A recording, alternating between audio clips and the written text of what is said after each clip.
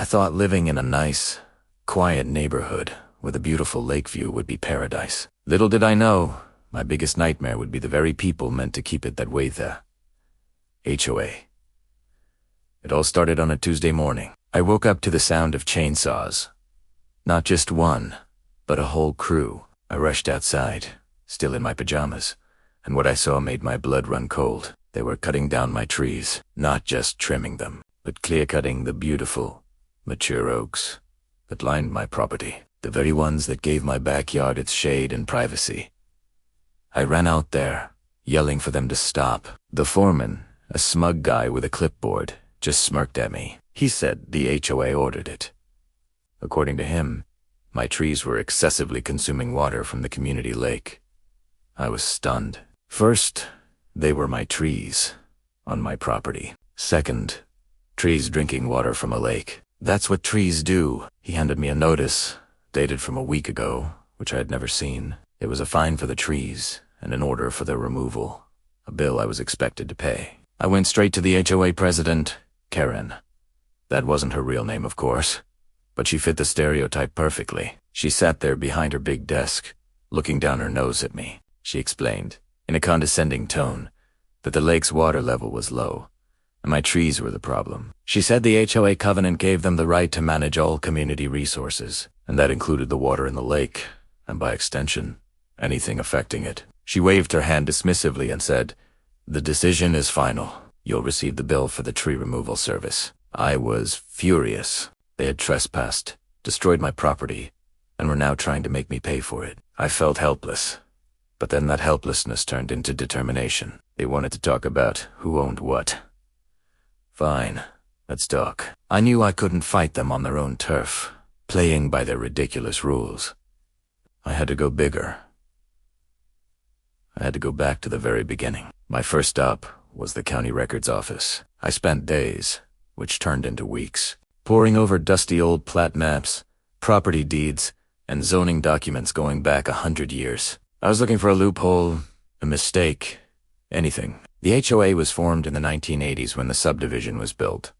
But the lake was much, much older. That was my starting point. I traced the ownership of my specific lot all the way back to the original farmland it was part of. I found the original deed from the 1920s, when a farmer named Abernathy sold off parcels of his land, and that's when I found it. The golden ticket, tucked away in the legal description of the land, was a specific clause about the body of water on the property. It stated that the ownership of the lake, along with exclusive water rights, was to remain with the owner of Plot A.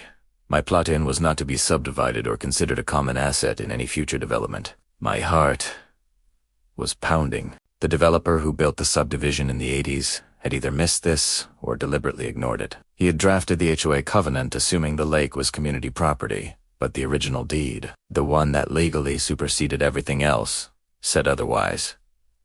The lake wasn't a community resource. The lake was mine. All of it. I immediately hired the best property lawyer I could find. When I laid out all the documents, his eyes went wide. He told me this wasn't just a case of trespassing. This was a slam dunk. The HOA had built their entire kingdom on land, or rather, water that they never owned. Their rules about boating, fishing, and, yes, water usage were all based on a false premise. We drafted a cease and desist letter, but we didn't stop there. We filed a massive lawsuit. We sued for property damage for the trees, for trespassing, and for all the HOA fees I had paid over the years that were designated for lake maintenance.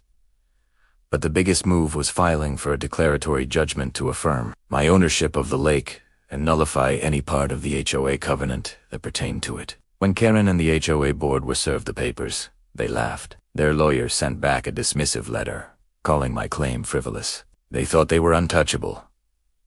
They were about to learn a very hard lesson. The day we went to court, the HOA's lawyer was arrogant, presenting the covenant as if it were gospel.